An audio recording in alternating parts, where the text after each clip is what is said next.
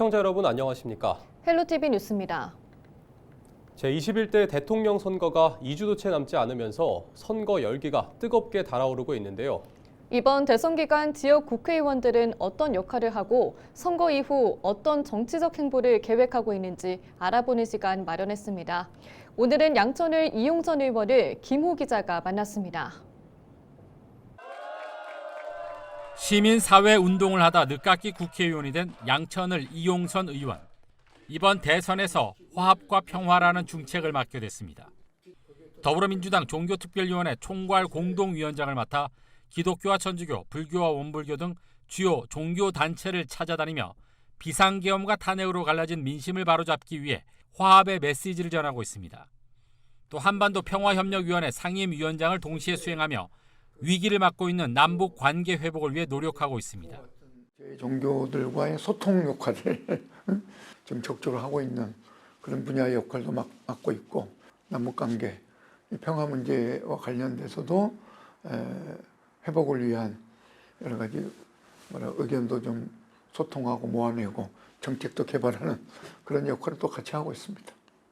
이용선 의원은 만약 정권 교체에 성공한다면 무너진 국격을 재건하는 데 힘을 쏟겠다고 밝혔습니다. 외교통일위원회 소속 의원인 만큼 비상계엄으로 추락한 외교와 안보를 다시 원상회복하는 데 주력할 방침입니다. 특히 전단과 오물풍선 등으로 어느 때보다 악화되고 있는 남북 관계를 개선해 문재인 정부 시절 누렸던 한반도 평화를 재현하겠다는 각오입니다. 언제 이 국지전 분쟁이 발발해도 이상하지 않는 관계로 남북 관계가 악화되고 있죠. 이런 남북의 그 대립 관계를 빨리 안정화시키고 그리고 평화의 관계로 전환하는 그런 노력이 지금 아마 신정부의 중요한 또 과제 중 하나일 거고, 제가 그 분야에서는 좀 역할을 아마 해야 되지 않을까. 대선 이후 여당이 된다면 예비 타당성을 통과하지 못해 좌초된 목동선을 성공시켜 신월동 등 교통사각지대 주민들이 겪고 있는 불편을 없애겠다고 밝혔습니다. 또 항공기 소음으로 생활 불편과 재산상 피해를 보고 있는 주민을 위해 재개발과 재건축을 용이하게 할 수 있는 정책 변화를 추진해 주거 환경 개선에 나서기로 했습니다. 헬로티비 뉴스 김호입니다. 세 자녀 이상 다자녀 가구 아동 청소년도 서울론을 무료로 수강할 수 있습니다. 서울론은 서울시가 교육 격차 해소를 위해 만든 인터넷 강의 교육 지원 플랫폼으로 온라인 강의, 1:1 멘토링 등을 무료로 제공합니다. 서울시는 올 하반기부터 중위소득 100% 이하 세 자녀 이상 다자녀 가구에 초중 고교생 둘째 자녀부터 서울론을 제공한다는 계획입니다. 시는 1년 동안 약 700명을 대상으로 시범 운영한 뒤 확대 여부 등을 확정할 방침입니다. 다음 달 3일 치러지는 대통령 선거를 앞두고 김미경 은평구청장이 투표 참여를 독려했습니다. 김 구청장은 모든 유권자가 나라의 주권자로서 권리를 아낌없이 행사하면 좋겠다고 말했습니다. 은평구는 투표 참여율을 높이기 위해 구청 누리집에서 선거인 명부 등재 여부, 투표소 위치 열람 서비스를 제공합니다. 제21대 대통령 선거 은평구 사전투표소는 16곳, 본투표소는 98곳입니다. 사전투표는 5월 29일과 30일 이틀 동안 오전 6시부터 오후 6시까지며 본투표는 6월 3일 오전 6시부터 오후 8시까지 진행됩니다. 양천구가 집중호우에 따른 인명사고를 막기 위해 맨홀 추락방지 시설을 확대합니다. 추락방지 시설은 맨홀 뚜껑 아래 그물 모양의 금속 재질 구조물을 설치해 뚜껑이 이탈하더라도 사람이 추락하는 것을 막는 안전장치입니다. 양천구는 지난 2022년부터 침수 취약 지역을 중심으로 519곳에 맨홀 추락방지 시설을 설치했으며 올해는 53곳을 추가 설치하기로 했습니다. 이와 함께 도로와 높낮이 차이가 있거나 주변부가 파손돼 안전사고 발생이 우려되는 불량 맨홀도 정비하기로 했습니다. 전자칠판 납품 비리 혐의로 기소된 2명의 인천시 의원 중 1명이 재판에서 혐의를 전면 부인했습니다. 인천지법 제12형사부는 지난 20일 특정범죄 가중처벌 등에 관한 법률상 뇌물과 청탁금지법 위반 등 혐의로 구속 기소된 신충식 의원과 불구속 기소된 조현영 의원에 대한 재판을 진행했습니다. 이들에게 뇌물을 준 혐의로 기소된 전자칠판 납품업체 대표 A씨 등 업체 관계자 3명도 이날 재판에 출석했습니다. 이날 혐의를 부인한 조 의원 측 변호인은 공소사실 중 피고인이 언급되지 않은 금액이 합계 금액에 포함돼 있다고 주장했습니다. 함께 기소된 신 의원과 납품업체 관계자 3명은 기록을 검토하지 못해 다음 기일에 의견을 밝히겠다고 말했습니다. 두 의원은 지난 2023년 10월부터 7개월 동안 인천시 교육청이 추진한 20억 원대 전자칠판 사업에서 납품업체의 편의를 봐주는 대가로 1억 6천만 원을 수수한 혐의를 받고 있습니다. 경찰이 경기도의회 국외 출장 경비 부풀리기 사건을 입건 전 조사 단계에서 수사로 전환했다며 지난 20일 경기도의회 수사 개시 통보서를 보냈습니다. 경찰은 지금까지 경기도의회 3개 상임위원회 지출 담당 공무원들을 불러 조사했으며 이 가운데 일부를 이달 중순쯤 피의자로 형사 입건했습니다. 적용 혐의는 사기인 것으로 전해졌습니다. 경찰은 여행사와 경기도의회 공무원들을 수사 중이며 아직 도 의원들은 부르지 않은 것으로 파악됐습니다. 이 수사는 국민권익위원회가 의뢰한 데 따른 것으로 경기도의회뿐만 아니라 전국 광역기초의회가 수사를 받고 있습니다. 경찰 관계자는 수사 중인 사항이어서 구체적인 내용은 확인해주기 어렵다고 말했습니다.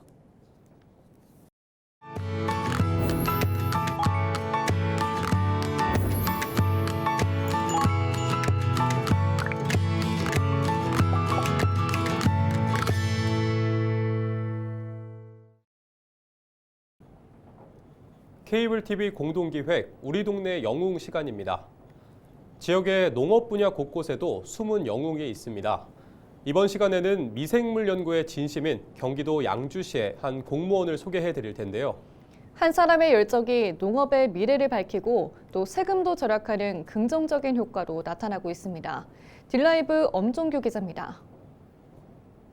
경기도 양주시 농업기술센터 미생물 배양실입니다. 농축산업에 유용한 미생물을 개발하고 생산해 보급하는 시설입니다. 이곳에서 10년째 근무 중인 김정욱 농촌지도사, 동료들의 칭찬이 끊이지 않습니다. 정욱쌤은 굉장히 미생물에 대해서 진심인 분이에요. 그리고 미생물을 대할 때 가장 즐거워하시는 것 같습니다. 그렇기 때문에 또 이러한 성과가 나온 것 같고요. 저희들도 센터에서 그런 부분들을 잘 서포트해서 미생물에 대한 열정과 진심으로 이룬 성과는 배지의 자체 생산입니다. 미생물의 먹이인 배지는 유익균 증식을 위해 반드시 필요한 성분. 매년 5에서 6억 원어치의 배지를 외부에서 구입해야 했는데 자체 생산으로 예산을 절감했습니다. 스스로의 결정으로 1년 반의 기간 300번이 넘는 실험이라는 집념을 통해 얻어낸 결과입니다. 미생물 배양 실험만 한 300번 정도 그 당시에 했는데 계속 실패를 한 거죠. 실패를 하면은 실패할 때마다 스트레스 받고 했는데 맨 마지막에 성공을 했을 때 그때 희열은 좀 희열감이 좀 되게 컸습니다. 제가 조금 노력을 하면은 이 성공을 한다면은 양주시에도 큰 도움이 될 테고 또 농업인한테도 큰 도움이 될 거라고 저는 생각이 들었거든요. 김정욱 지도사가 이처럼 미생물에 집중하게 된 건 그의 말대로 농업, 특히 축산 분야에서는 이제는 없어서는 안 될 요소가 됐기 때문입니다. 소들이 건강이 좋아지면서 그 유질 개선이라고 체세포도 좋아지고 또 다른 첨가제나 이런 걸 사용을 안 하기 때문에 그런 부분에서 비용적인 부분이 많이 절감이 되고 있습니다. 그의 도전은 계속됩니다. 농작물의 병충해 저항성을 높이고 또 축산농가의 악취를 줄이는 기능성 미생물 개발에 나선 것. 실증 실험을 마치면 곧 농가에 보급될 예정입니다. 양주시가 그 축산농가 축분 악취에 대해서 민원이 많이 발생을 하고 있습니다. 악취만 잡는 미생물을 개발한 미생물을 올 하반기에 축산농가 중에 양돈농가, 돼지 키우는 농가를 대상으로 실증시험을 하려고 계획 중에 있습니다.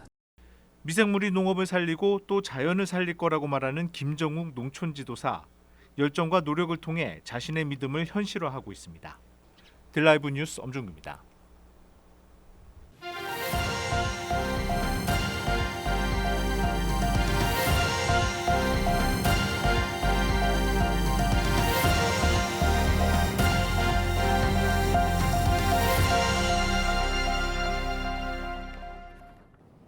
한국GM이 부평공장의 올해 생산량을 추가 확대합니다.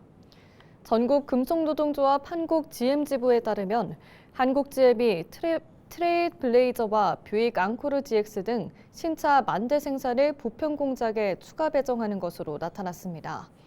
이는 지난 4월 21,000대 배정에 이은 증산 조치인데요. 올해 부평공장 생산량이 당초 계획인 20만 8천 대에서 24만 대로 늘어나게 됐습니다.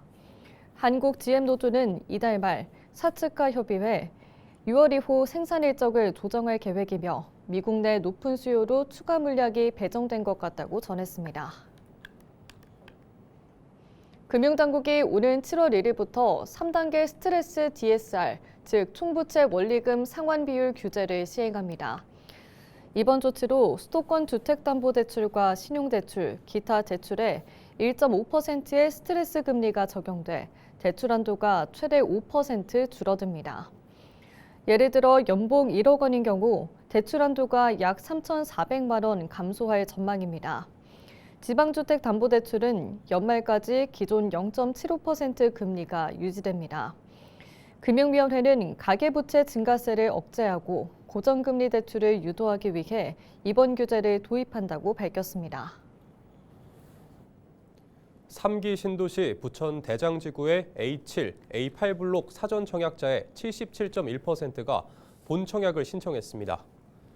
LH가 사전 청약에 당첨된 673가구를 대상으로 본 청약을 받은 결과 77.1%인 519가구가 신청을 완료한 것으로 집계됐습니다.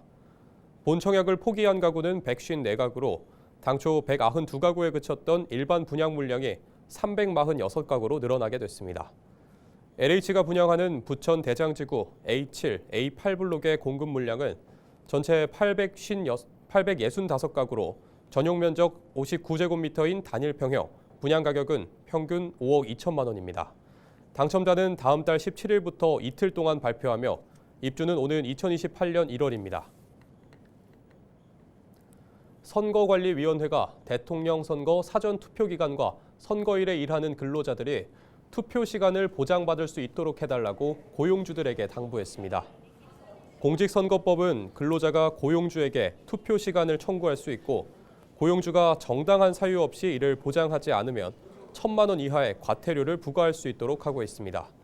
고용주는 선거일 전 7일부터 선거일 전 3일까지 근로자가 투표 시간을 청구할 수 있다는 사실을 알려야 합니다. LG엘로비전이 제6회 케이블TV 기자협회 우수보도상에서 우수보도상과 2024년 보도대상을 차지했습니다.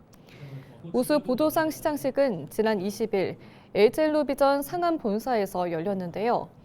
LG엘로비전 이정하, 한준영 기자의 심층 취재 무심한 행정 시리즈와 남인천방송 노유리, 김근우 기자의 지지부진 부영 테마파크 연속 보도가 우수보도상 취재보물을 수상했습니다. 처음 마련된 영상보물 수상작에는 LG엘로비전 한준영, 이정하 기자의 규제에 멈춘 20년, 부천 대장 안동내 주거 잔혹사가 선정됐는데요. 이정하, 한준영 기자는 보도상 이관왕의 영예를 안았습니다.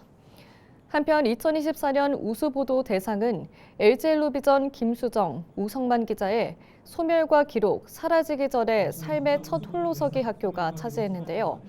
한국 케이블TV 방송기자협회는 매년 우수보도상 수상작 중 한 작품을 대상으로 선정하고 있습니다. 서울시가 AI로 6분 만에 성착취 영상을 찾아 삭제하고 신고까지 하는 AI 자동 삭제 신고 서비스를 최초로 개발해 실행에 들어갑니다. 이 시스템은 AI가 24시간 피해 영상물을 찾아 해당 사이트에 삭제 요청하는 이메일을 자동으로 생성하고 삭제 지원관이 이메일을 확인해 최종 발송하게 됩니다. 자동 삭제 시스템 도입으로 기존에는 삭제 지원관이 평균 3시간 걸렸던 업무가 6분으로 크게 줄어들게 됐습니다. 이상으로 뉴스를 마칩니다. 시청해주신 여러분 고맙습니다.